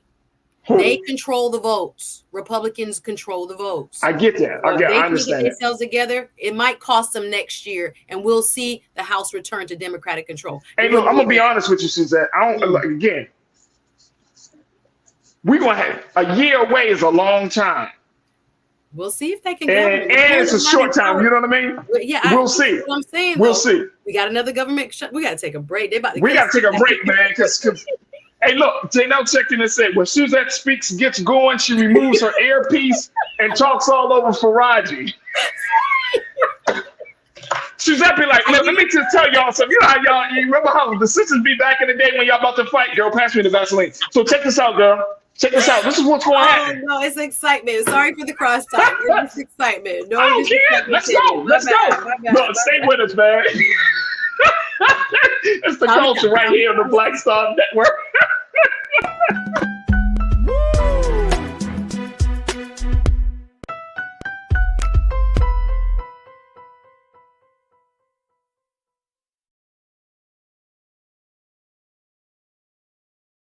Pull up a chair, take your seat. The Black Tape with me, Dr. Greg Carr, here on the Black Star Network. Every week, we'll take a deeper dive into the world we're living in. Join the conversation only on the Black Star Network.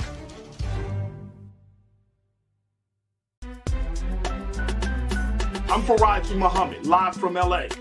And this is The Culture. The Culture is a two-way conversation. You and me. We talk about the stories, politics, the good, the bad, and the downright ugly. So join our community every day at 3 p.m. Eastern and let your voice be heard. Hey, we're all in this together. So let's talk about it and see what kind of trouble we can get into. It's The Culture. Weekdays at 3, only on the Black Star Network.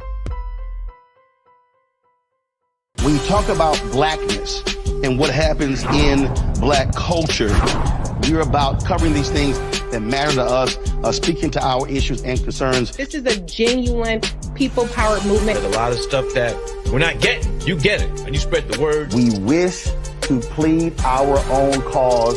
Too long have others spoken for us. We cannot tell our own story if we can't pay for it. This is about covering us. Invest in black-owned media. Your dollars matter. We don't have to keep asking them to cover our stuff. So please support us in what we do, folks. We want to hit 2,000 people, $50 this month, raise $100,000. We're behind 100,000, so we want to hit that. Y'all money makes this possible. Check some money orders. Go to P.O. Box 57196, Washington, D.C. 20037-0196. The Cash App is $RM Unfiltered. PayPal is R Martin Unfiltered. Venmo is RM Unfiltered. Zelle is Roland at RolandSMartin.com. Folks, Black Star Network is here. I'm real revolutionary right now. Support this man, Black Media. He makes sure that our stories are told.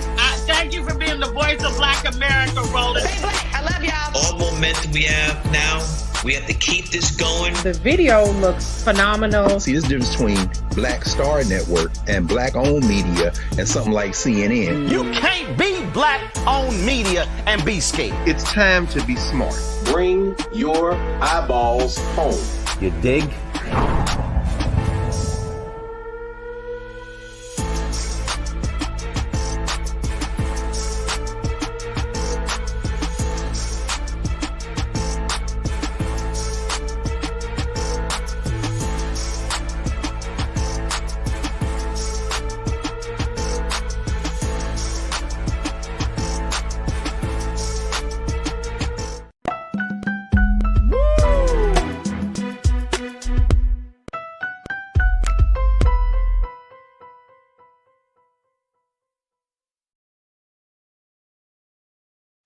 All right, folks, welcome back to The Culture here on the Black Star Network. Let me bring my sister back into the frame here.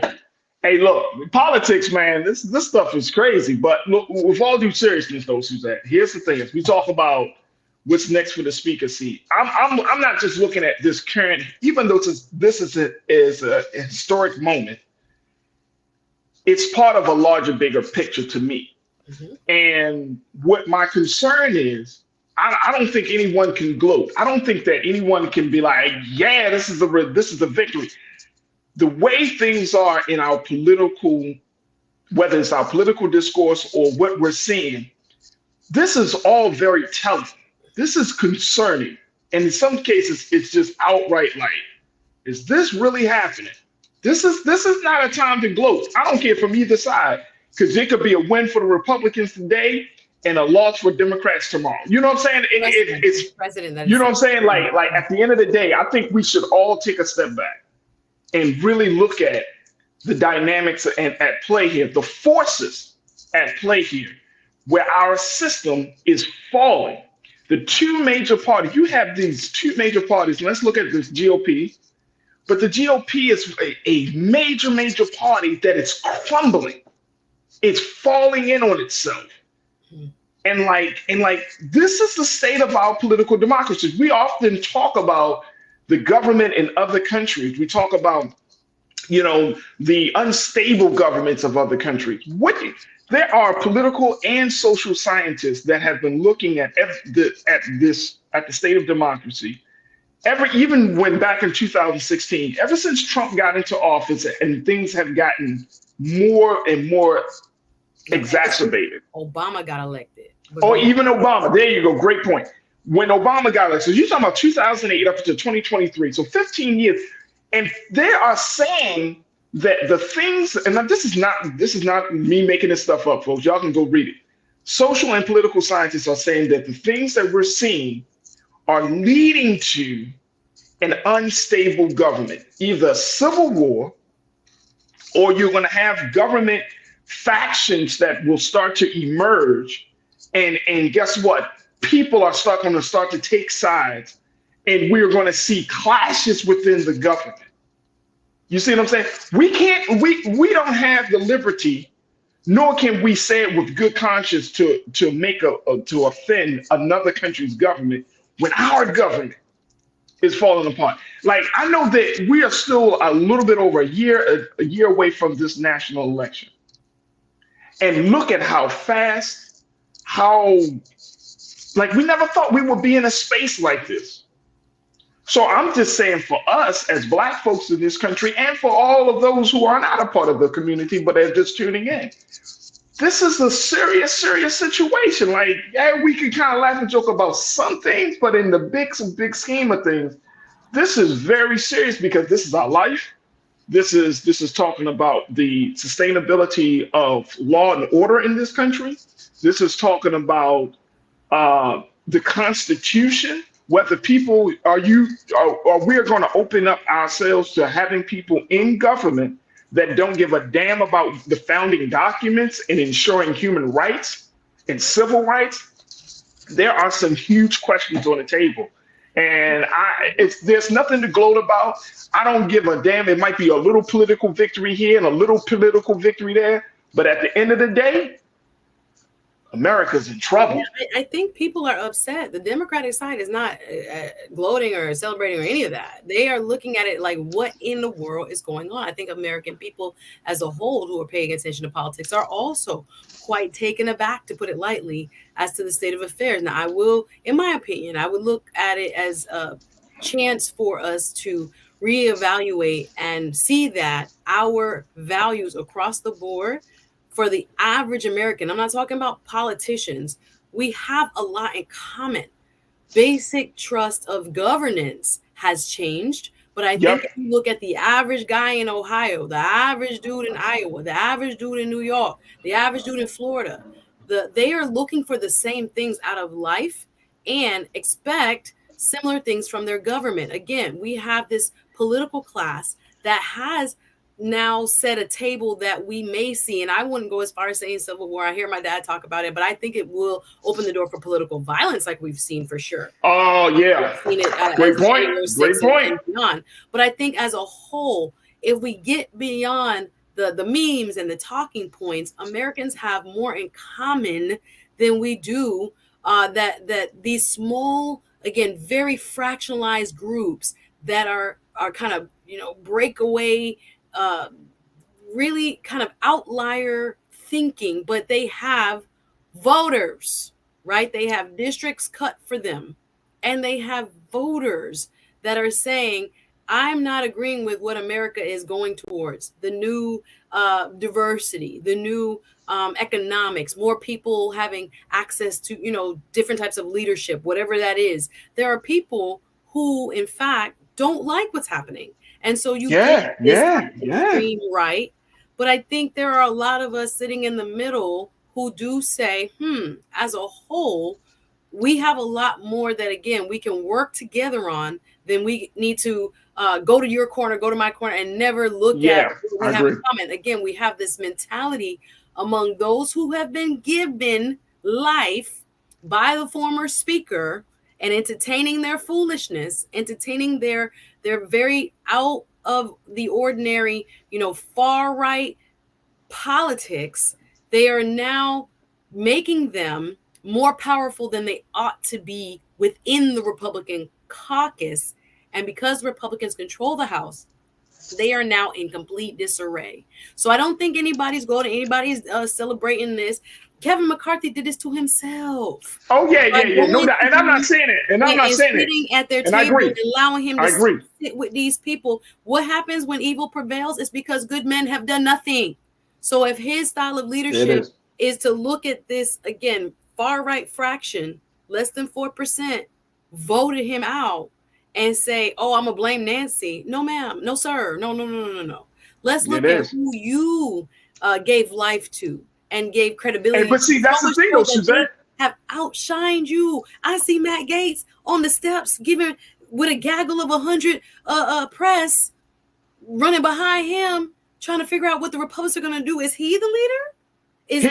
That's what I'm saying. Hey, look, Suzette, very quickly. That's what I'm talking about. That's what I'm talking about. Here's a man, and this is the same type of like trance, and I can't think of any other word to describe it. This is the same trance that we have been seeing with Donald Trump. You got a party. Kevin McCarthy's still going after the Democrats when your brother from your same party stabbed you, as you said, stabbed you in the face. You can't see that him stabbing you in the face, so you're going to still go after the same. And okay, fine, that's what it is. But the same thing is that's what we see with Trump. That you got a man, you got a guy that's bringing all this baggage to the table, and yet you are still saying he's the best man qualified for the job. You are in a state of denial. And that's what's going to take this thing even further into a more extreme space, because you don't want to accept the truth.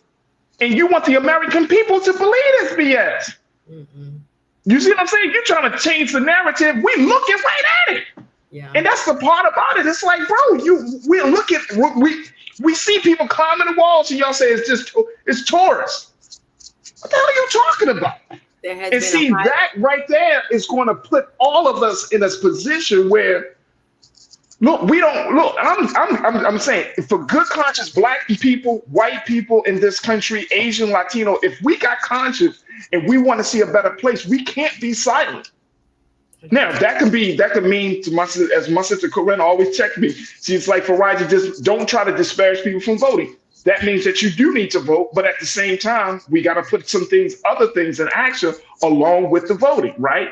So it's like, we can't be silent at this time. And I know this is a huge change for us as citizens that we are in this position, but look at the leadership. The leadership has unfortunately put us in a position where we have lost trust in our institution.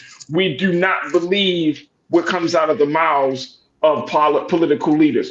We have lost trust in this idea of democracy. Why? Because sometimes bad leadership is worse than no leadership at all.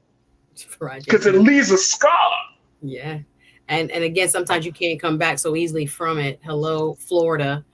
Just as a quick side note, and what you're saying is very powerful, brother. We also see there are rules that the leader of the House does not have to be a member of the House of Representatives. It can be any other individual.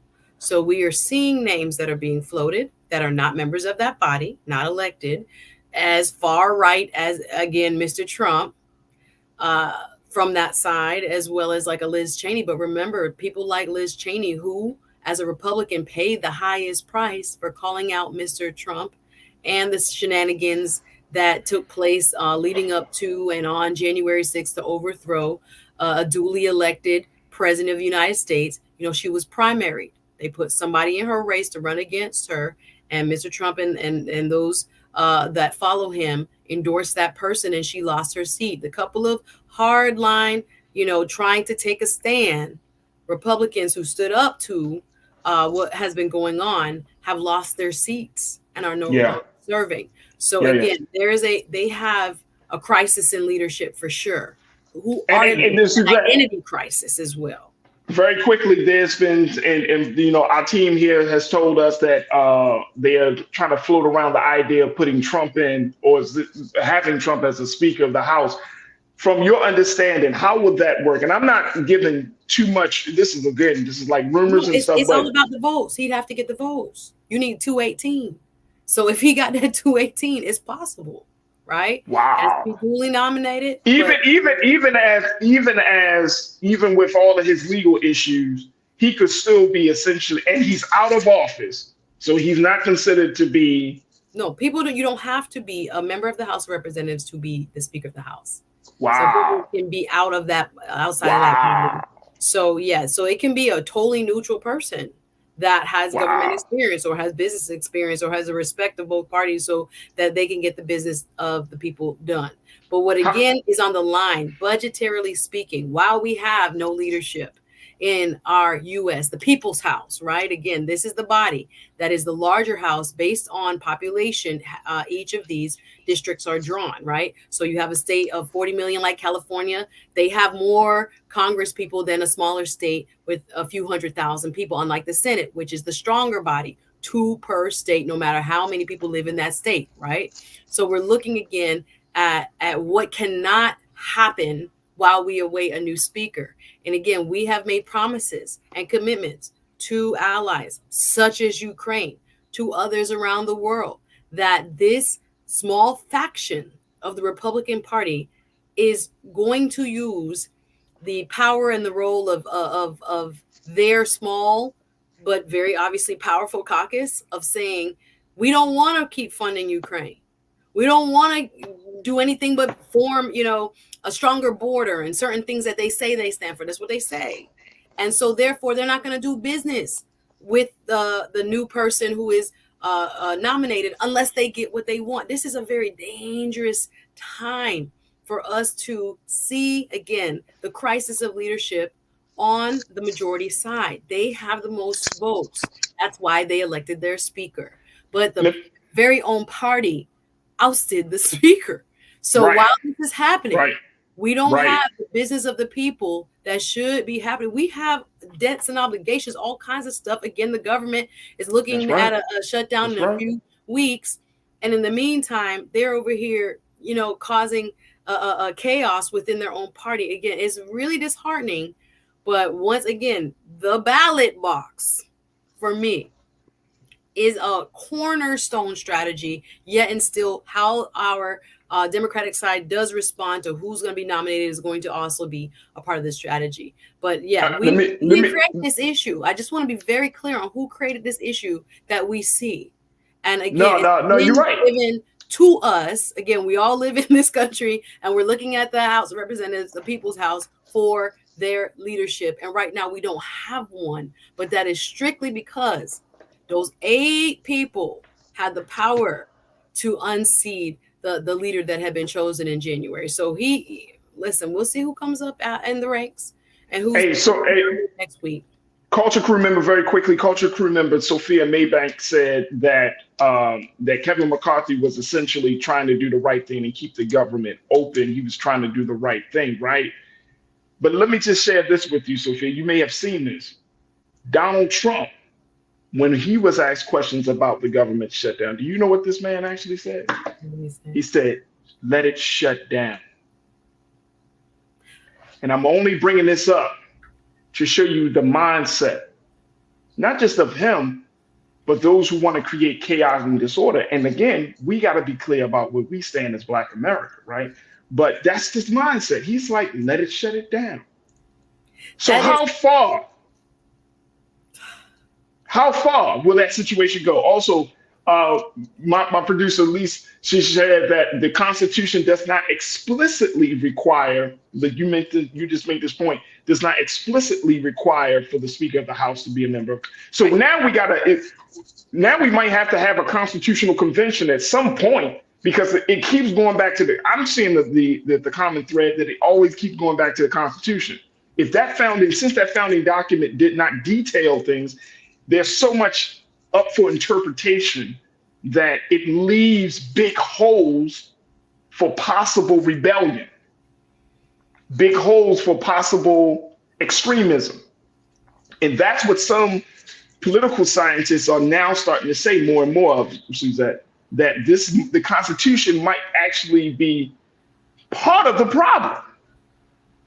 Come on, man. We don't have enough time to get into it. Yeah, that's what the party system that we have in the Republican side, in terms of how they are choosing to not govern and not regulate themselves, is the key issue here. So when we're looking at, again, the Constitution does allow for people who are not elected in the United States House of Representatives to serve as speaker, right? There were parts of our history where former presidents were asked to come in and help out. We need someone here who has the respect of both sides of the aisle. It's not unusual. But what is unusual is allowing this very minority view, small, far right, extremist part of your caucus, the Republican caucus, to control the agenda. That's the problem. That's it. So if they don't get whip their votes and get people in line, this is not going to be the first and this won't be the last. Those folks on the far right have a lot of power, and that's because they've been given it by the leadership they've had in the past, Mr. Trump, Mr. McCarthy, and others. You got the final word on that. So my sister Suzette, make sure y'all check her out. I appreciate my culture crew. Y'all checking in, sticking around a few extra minutes as we have these conversations. But look, I'm gonna just tell y'all, I'm gonna keep it real. Me and Suzette get on. It's like this because these conversations are so important. And I want y'all to understand, like, not a lot of other spaces. I don't know of any other spaces having these type of the tone, the nature of these conversations, the way we're having it. And it's not to boost us. It's just to show you that this is important. Like, this is Black media. We got to talk to Black folks, right?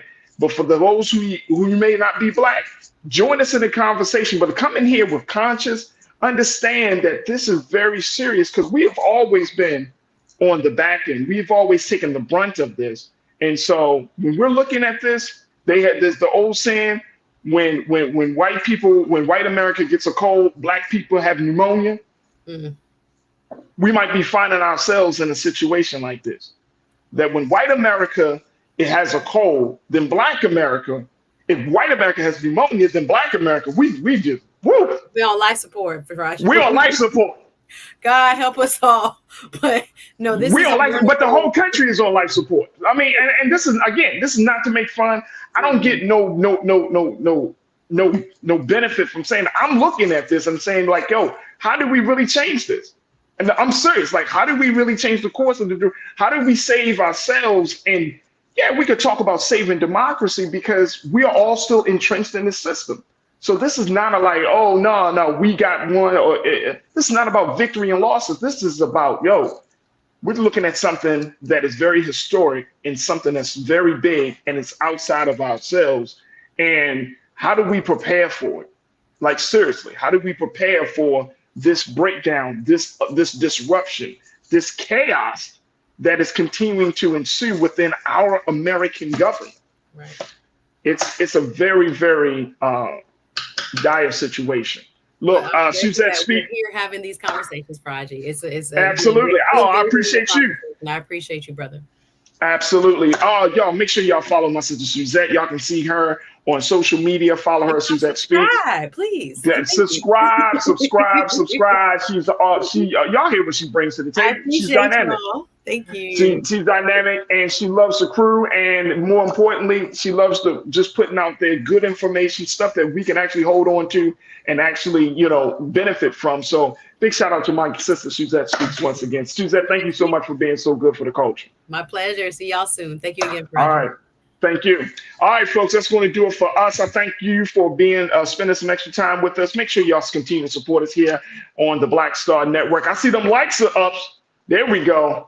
Make sure y'all like every show that really resonate with you. I'm not forcing you to like us. I'm not begging you to like us. But look, if something resonates with you, please show your support. Like us on the show that helps with the algorithms. But most importantly, do your part to continue to propel this digital space, this digital movement we are embarked upon. And your support means everything to us. So go to our website today at blackstarnetwork.com. Download the app for free. Follow us on social media and financially, whatever you can give, please give something to help us to continue to have these conversations in a more unfiltered, unapologetic way. But your support means everything to us. And for those who have already supported, thank you. We truly, truly love you and appreciate you for that support. Big shout out to my production team. I want to thank Joel, Shannon, Maddie, Chris, Lise, and my man King Keenan for making today's production happen.